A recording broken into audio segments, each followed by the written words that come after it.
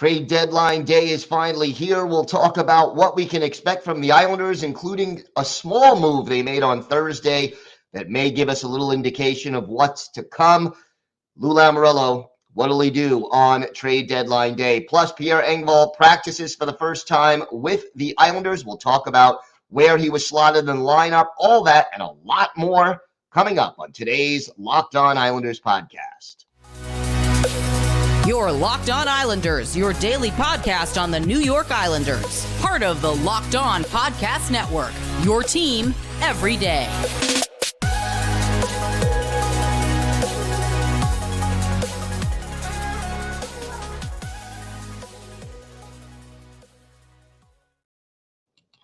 And welcome, everybody, to the Friday edition of the Locked On Islanders podcast. Gil Martin, so glad you could join us today, and thank you for making Locked On Islanders your first listen every day.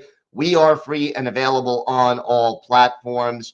We have got so much to talk about. A busy day today, trade deadline day in the National Hockey League.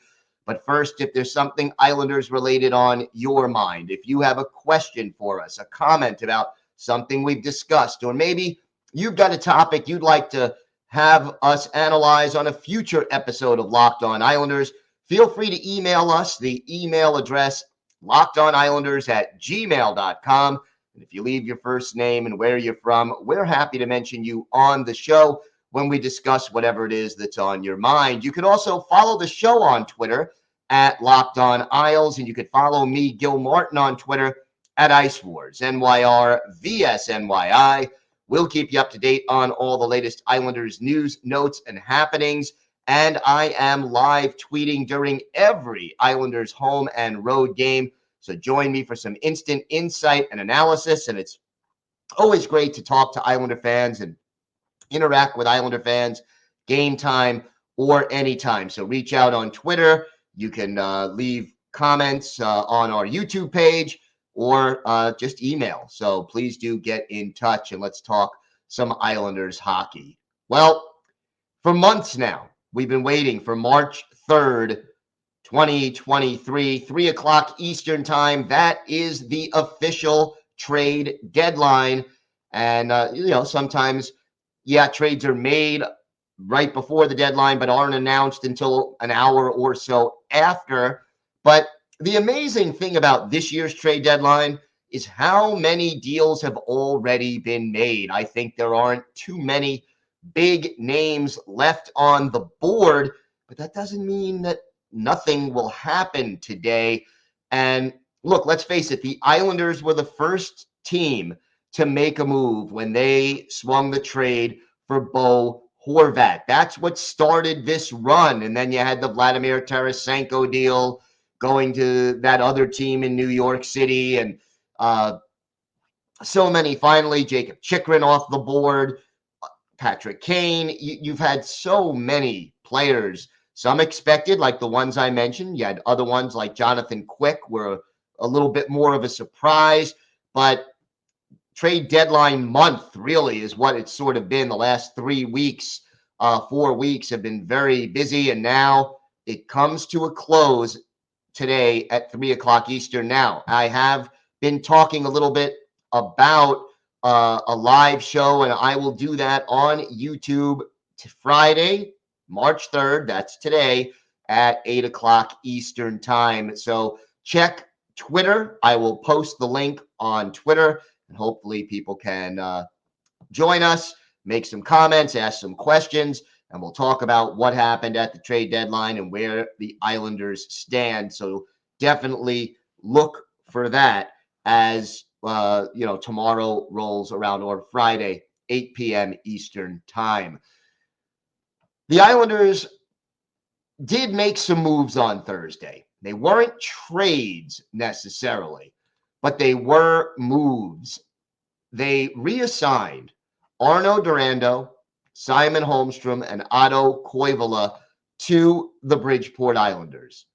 And you could sit there and say, why? Well, it does free up a little more cap space. And the other thing is that Bridgeport has, a game before the Islanders do, the New York Islanders. So, maybe they'll play for Bridgeport, then one or more of them will be recalled back to the big club for Saturday afternoon's game against the Red Wings.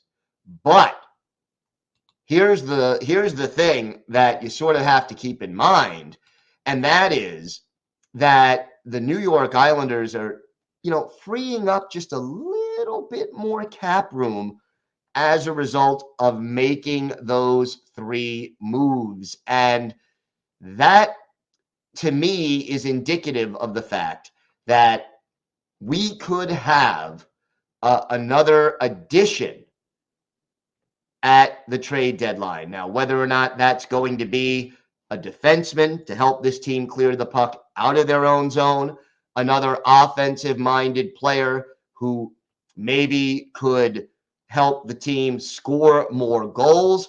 The defensemen, the names are sort of getting, less and less. You got John Klingberg and Dmitry Kulikov from the Ducks. Both of them are kind of struggling, but the entire Ducks team this year has been struggling. Tyson Barrie is a possibility. We'll see who else could be out there and whether or not, in addition to trying to trade away, acquire a player, will the Islanders also try to trade away a player? And a lot of it may depend on who's brought in. But I still wouldn't be shocked to see Scott Mayfield possibly be dealt if they acquire another defenseman, although I would rather see Sebastian Aho become the 7th D-man. You could still see Josh Bailey being dealt at some point. There are a lot of possibilities out there, and I think it'll be interesting to see what Lou Lamoriello ends up doing because, we're getting, this is it. We're at the deadline. And my personal gut feeling, Otto Koivula probably going to stay in Bridgeport. I wouldn't be surprised, again, depending on whether or not another forward is joining the Islanders, that Simon Holmstrom and Arno Durando return to the Islanders, possibly for Saturday's game, possibly shortly thereafter. But, to me, especially Durando, I like the way he's played, and I would like to see more of him in the near future. We have got a lot more to discuss on today's episode. Guess what? Pierre Engvall, the newest Islander, skated with the team, practiced with the team for the first time on Thursday. We'll have some quotes from him. We'll talk a little bit about where he was in practice, who he was on a line with. Plus, we'll have a full preview of Saturday's game against the Red Wings. All that and more still to come on this episode of the Locked On Islanders podcast. Today's episode is brought to you by Built Bar. Looking for a delicious treat but don't want all the fat and calories? Well, you've got to try a Built Bar. What makes Built Bars so good? Well, for starters, they're all covered in 100% real chocolate. That's right, real chocolate. And they have amazing flavors like peanut butter brownie, coconut almond, churro, and my personal favorite, cookies and cream. And Built Bars, look at these macros. Only 130 calories on average per bar, 4 grams of sugar, but they pack a whopping 17 grams of protein. You could still go to Built.com and order a box, have it delivered directly to your home. But now Built Bars are also available. You could just drive to your local Sam's Club or Walmart and pick up a box in person. So check out Built Bar, the protein bar that tastes like a candy bar. Go to Built.com, Sam's Club, or Walmart. You can thank me later. The NHL trade deadline is Friday, March 3rd, and you can join us live at the Locked On NHL YouTube page from 2 o'clock to 4 o'clock Eastern Time as Locked On NHL hosts break down the biggest deals from across the league. The Locked On Podcast Network, your team every day. And don't forget, I will be going live 8 o'clock Eastern Time with a special edition of the Locked On Islanders podcast. And again, you can join me, comment, ask questions, And we'll have a great time talking about what the Islanders did and did not do at the trade deadline. So Pierre Engvall made his practice debut for the New York Islanders on Thursday. And this, I think, was kind of interesting because I was a little surprised when it came to who he skated with. Now, first of all, he's going to wear 18 as his jersey number, which is a little surprising. I'm always going to think of Ed Westfall uh, as 18, mostly because not only was that his number and he was the first captain, but also that's what Jiggs McDonald used to call him as part of the TV broadcasts in the 80s. So we'll see, but now Engvall will get his chance to make an impression wearing the number 18, and that's a good thing. Here's what he had to say. It's definitely strange to jump on a plane right away, but it feels really good to be here. The whole team reached out as soon as I got traded, and I'm really excited to get going. Now, in practice, he was on a line with Bo Horvat and Anders Lee. So Lee and Engvall would give you a lot of size. Horvat and Lee both goal scorers. Engvall gives you a certain amount of speed. This is an interesting combination, not one that I necessarily expected. That's more or less placing Engvall on the first line right away. Lane Lambert had this to say about him. He's got good size and skates well. With any player that comes in, it's his first day on the ice, getting acclimatized to the complete environment. I thought he did well. Anders Lee, the captain, added he came in with a great attitude and has a good work ethic. He made a difference on the team he was with before, so we're really lucky to have him. He was always tough to play against through the years. He works extremely hard. He's very versatile, can play up and down the lineup, and he's just one of those guys who's going to give you his best every night. Engvall basically said, I just kept playing my game every year, and I established myself. It really feels good to come to the Islanders and get this opportunity. So here it is. Pierre Engvall joining the New York Islanders. And, a lot of players seem excited. Bo Horvat, here's what he had to say. From what I've seen before, watching him on TV, he has tremendous speed. He's the kind of guy, or the type of guy, who can make it hard on defenders with his speed. And Horvat basically said, it's not nice being the newest guy. He's going to fit in great here. I'm looking forward to getting to know him better. So this should be very interesting. And I'm looking forward to seeing what he can do. Lane Lambert adding, there's no question that having him in practice Thursday gives him an opportunity to come in and get comfortable before he has to play a game. And that's a good thing. So Engvall ready to make his debut. You'll see him on the ice Saturday against the Red Wings. And it's looks like he is ticketed for the first line, at least initially. But yeah, we'll see whether or not that holds. And again, if there's another deal made on Friday, the line combinations certainly could change dramatically between now and Saturday afternoon's game. And don't forget, it is a matinee. Islanders also made another move on Wednesday that I didn't get a chance to talk about on yesterday's show. Goalie Tristan Lennox agreed to a 3-year entry-level contract. He's 20 years old and has been playing with the Saginaw Spirit of the OHL. He's a third-round pick by the Islanders in 2021. So now Tristan Lennox giving the Islanders organization a little bit more depth in goal. And we know for certain that goaltending depth in this organization is a little bit of an issue. I mean, we've got Corey Schneider, who is the veteran who the Islanders clearly don't want to rely on for more than a game at most, or two, if an injury were to strike.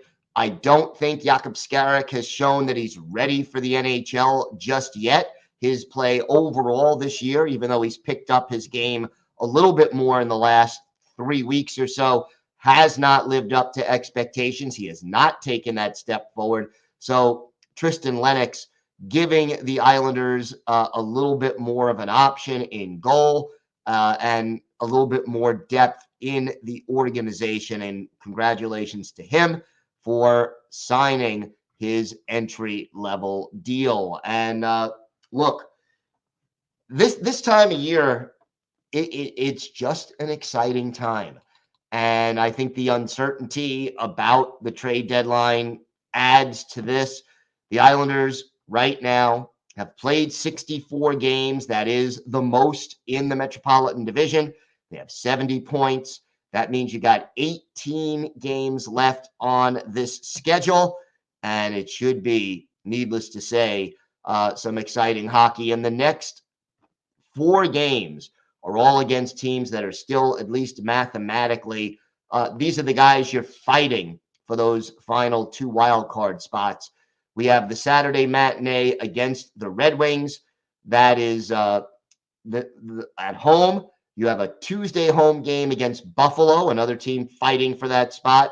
Thursday in Pittsburgh, and then Saturday of next week, March 11th, at home against the Capitals. That, again, all 4 of those teams are among the teams battling for the wild card spot. The only team not, that's battling, I mean, maybe you can include Ottawa and maybe you would include Florida, but the next 4 games are all against teams you're fighting for that spot. It is going to be vital for the Islanders to play well and get things done. We have got more to get to on today's show. We'll preview that Saturday matinee against the Detroit Red Wings at UBS Arena. We've got that, our Islanders birthday of the day, and a whole lot more still to come on today's Locked On Islanders podcast. Today's episode is brought to you by Indeed. No matter how the last game went, anytime you take the field, you've got a shot at greatness. Give your team the best shot at winning by recruiting more MVPs with Indeed. If you're hiring, you need Indeed, because Indeed is the hiring partner where you can attract, interview, and hire all in one place. And Indeed is the only job site where you're guaranteed to find quality applications that meet your must-have requirements, or else you don't pay. With Instant Match, as soon as you sponsor a post, you get a short list of quality candidates with resumes on Indeed that match your job description, and you can invite them to apply right away. You only pay for the quality applications that meet your must-have requirements. Start hiring right now with a $75 sponsored job credit to upgrade your job post at Indeed.com/lockedon. Offer valid through March 31st. Go to Indeed.com/lockedon to claim your $75 credit before March 31st. Indeed.com/lockedon. Terms and conditions apply. Need to hire? You need Indeed.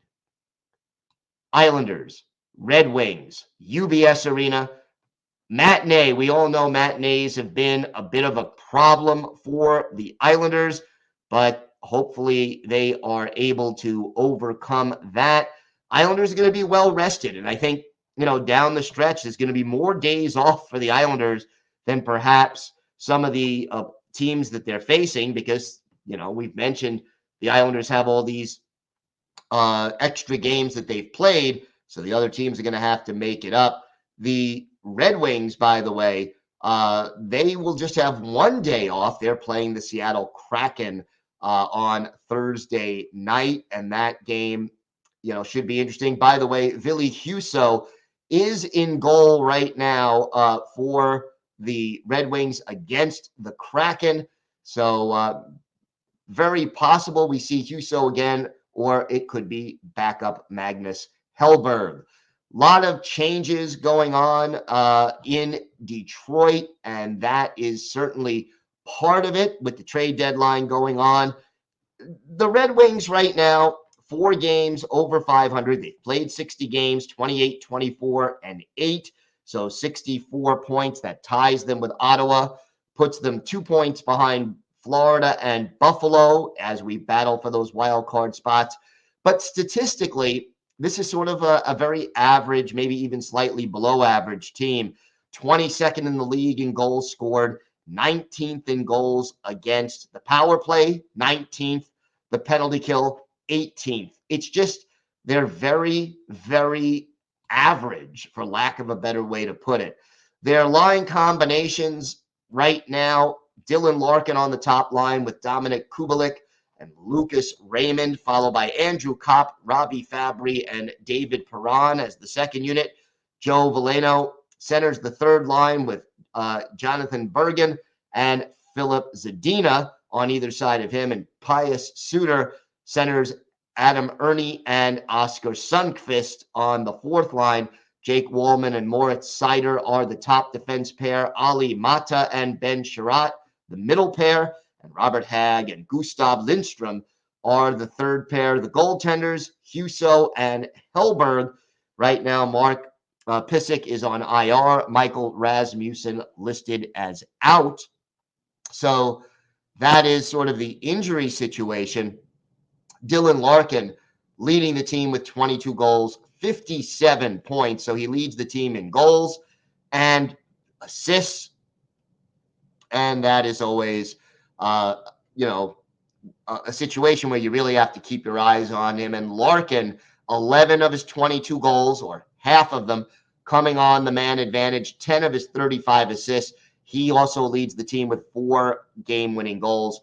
And realistically, the Islanders are going to have to find a way to slow him down. He is key right now for the Detroit Red Wings, and whether or not he is able to use his speed and his skill against the Islanders, that is going to be important. Islanders really also need to get their power play going. When you have an average PK like Detroit has, they kill 77.5% of the opposing team's power plays. You need to find a way to take advantage and get your power play going. And the other thing is that this is a Detroit team that doesn't take a lot of penalties, and they may not get a lot of shots on goal necessarily. They're not a big shooting team, but they're accurate. Top 10 in the league, 8th, as a matter of fact, in shooting percentage. So the Islanders have to limit those quality scoring chances, especially rebounds, and really defensive coverage is going to be important. And I want to make sure that the Islanders line up.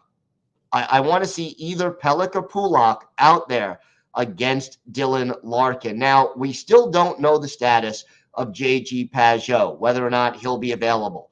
One thing, the fact that the Islanders did send those 3 players we mentioned earlier down to Bridgeport tells me that either J.G. Pageau could be activated off the IR in time for Saturday's game, or another trade may be coming down the pike. So we have to see.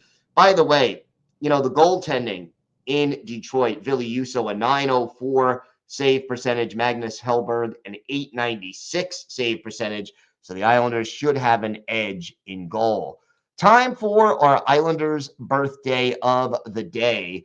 And we're a day early on this one, but Saturday is going to be the 60th birthday of former Islanders center Gilles Thibodeau.